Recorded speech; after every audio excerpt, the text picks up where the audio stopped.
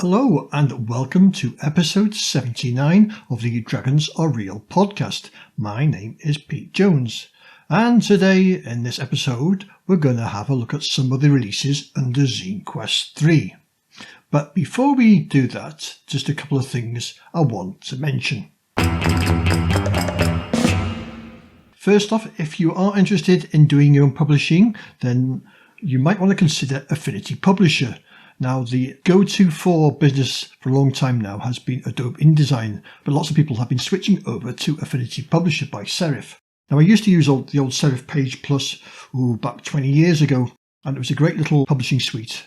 Well, the latest one is Affinity Publisher, and that appears to be a real good competitor to Adobe InDesign with lots of people switching over. Well, if you're interested in using it, Affinity Publisher has currently got 50% off, so it's only 25 quid. So if you're on the fence about it, well, you might want to consider buying that. And the reason I bought it is I thought that I want to convert some of my old content and sort of tart it up a bit and maybe get it out there just as opposed to just putting it on the website, gathering dust, stick it on maybe itch.io and Drive-Thru-RPG. So I'm starting to work on some of my old content. My first zine that I did for the podcast, that's 3/4 done now, so that'll be the first things up, Hounds from Hell. It's all going to be free. I'm going to pump it out there for free, so if anybody wants to grab it, I'll let you know where I'm going to publish it and when it's up there, so if you want to grab it, feel free to do so. So let's have a look at ZineQuest III. So as I mentioned in last episode, ZineQuest III launched on the 1st of February, and I thought I would look at some of the publications that have been released. Now, typically they have a funding rate of about 90%, so you're a good chance that the majority of these are going to fund. And they're expecting somewhere in the region of 300 zines to be released as part of ZineQuest III this year, so that looks good. It's going to be far too many to back, but if they're only 10 quid a piece, then for the price of a Savage Pathfinder backing, you could get something like 30 zines, which might be a bit more interesting. So I'm going to have a look at some of these zines. I'm not going to look at them all because it's going to be far too many, but I'm going to have a look at my picks, and on the old YouTubes when this is uploaded, I'll have some screenshots as well so you can see what the heck I'm talking about. And there will be links in the show notes to each one of these zines. So the first one is Stories from the Slough by Dapper Rabbit Games, and this is a compact adventure zine for any fantasy or post-apocalyptic RPG. It is a weird swamp filled with strange mutated monsters, people and diseases, and there's a great picture here on the website of a sort of a cross between a frog and a fish, and that was the monster that they designed to give them inspiration, and they basically built this adventure all around this one drawing. So that looks a lot of fun. It's got an example page on the website, and the cost, it's £4 for the digital back or £8 for print and digital. The next one we're going to have a look at is Rebel Scum by 9th Level. Oh yes, you know what this one's going to be about. It's a cinematic RPG about a war in the stars, inspired by a deep love of old school action figures and of punching Nazis in the face.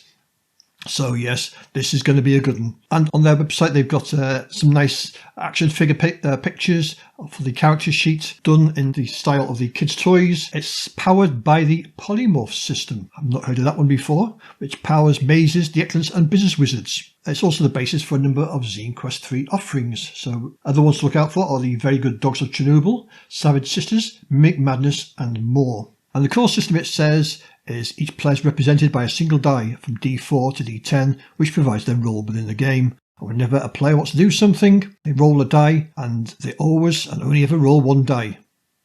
If they have an ability, situation, or race that hinders them, they have advantage or disadvantage by rolling 2 or 3 dice. And it does mention that the zine will feature a completely ready to play setup that features all of the action figure bad guys that you need to fight the power. So what does it cost you to back this one? Well, it's £8 digital, 8 quid as we say here in Blighty, and £11 for print and digital. And they've got some add-ons there as well from ZineQuest 1 and ZineQuest 2 if you want to pop over. So that's Rebel Scum. That looks like a no-brainer, and it's already got its backing, and it's got 10 days left to go. Next up we have Mysteries of the Mist the ZineQuest edition. And this is by Odin's Beard RPG. And Mysteries of the Mist is a 20-page RPG zine of horrifying creatures and versatile magic designed for use in D&D 5e. So it looks as if at some point this has launched before, but they've now done it over to be released as part of ZineQuest. The Eldritch Mist is a homage and fresh take on the mist-shrouded world ruled by darkness. There's 10 new monsters to challenge your players with, 4 new spells to encourage greater creativity in play, and 16 new magic items to get out of difficult situations. To back this, it's £4 digital and £10 print and digital.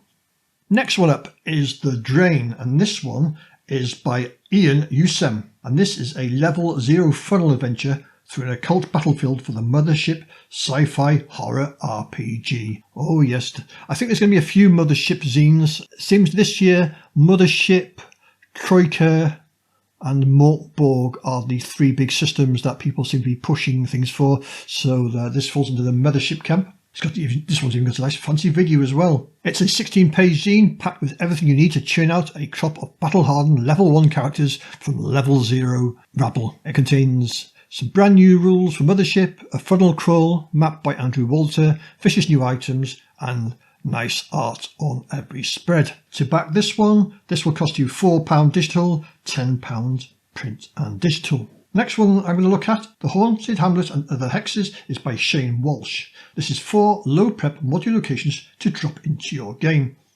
And this was designed for old school essentials, but it can be adapted for other old school systems or even 5e. And basically the 4 locations detailed in the zine focus on gameable content, which gives you a timeline of events, hooks for your players, magic creature generator, stats for cultists.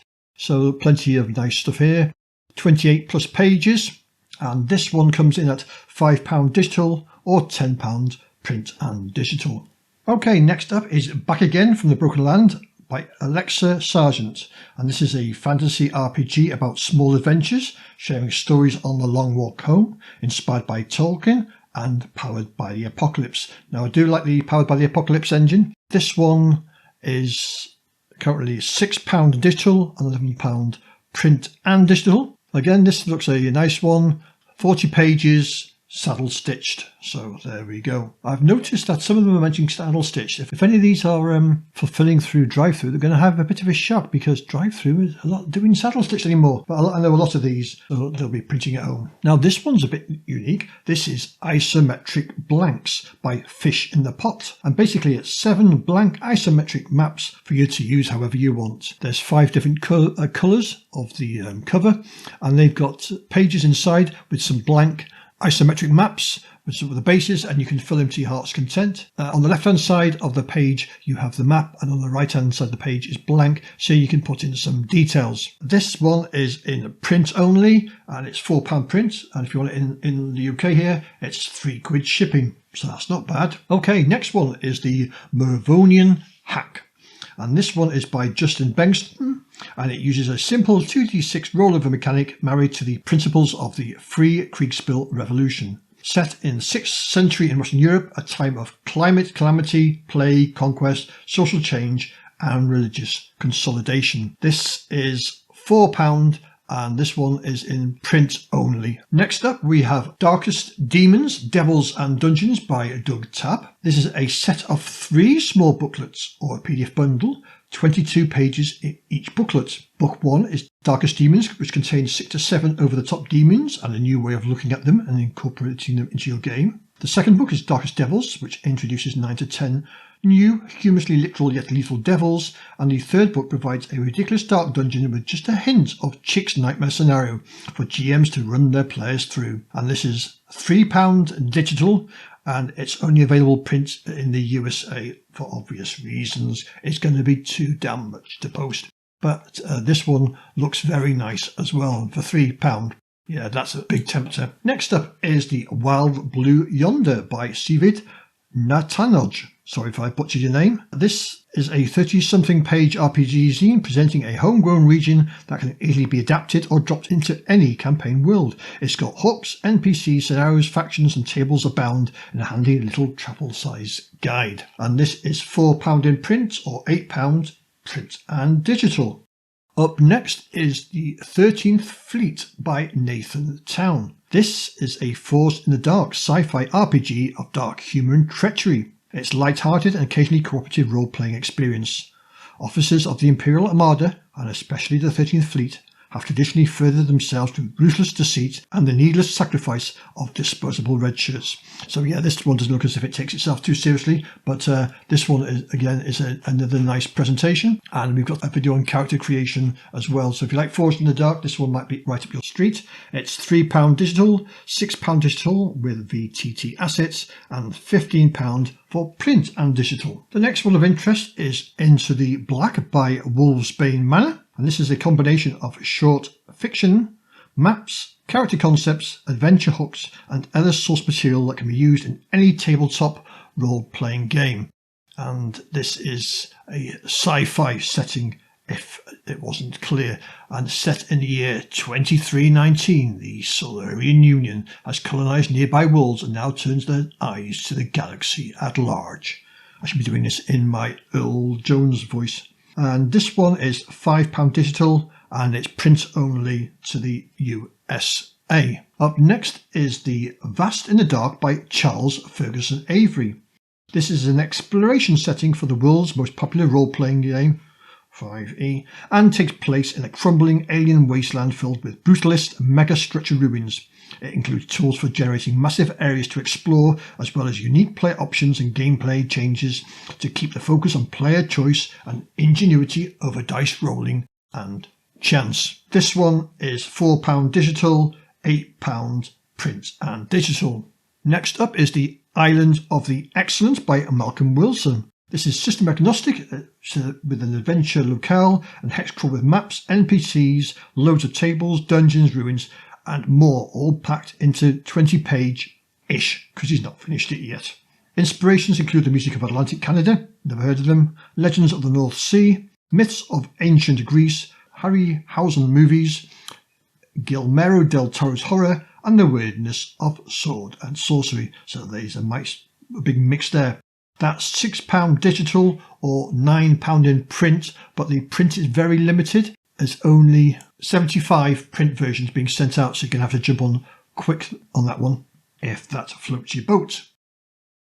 And then the last one I'm going to talk about is Journeylands by D.G. Chapman, and it's a travel-based adventure system in which one or more players create and customize vehicles called rigs to wander a psychedelic solar punk world.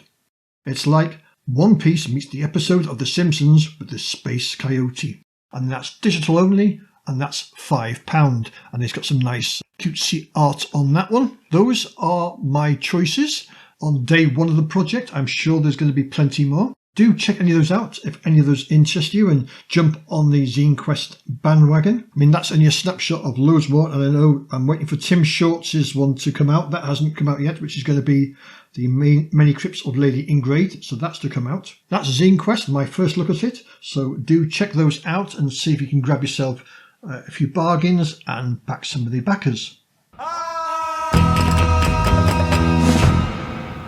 So that's all for this episode. I will do another ZineQuest one if this is what you want, and if you don't want to, I might do it anyway. Any more information, check out the website at petejones.neocities.org. The blog is dragonsarealpodcast.tumblr.com. If you want to send me a voicemail, then you can do so via the Anchor app under the Dragons Are Real page, or you can email me at dragonsarealpodcast@pm.me, where I've got links to my YouTube channel, Facebook, Twitter, and all the other social malarkey. That's all for this episode. Thanks for listening, and I'll see you all on the flip side.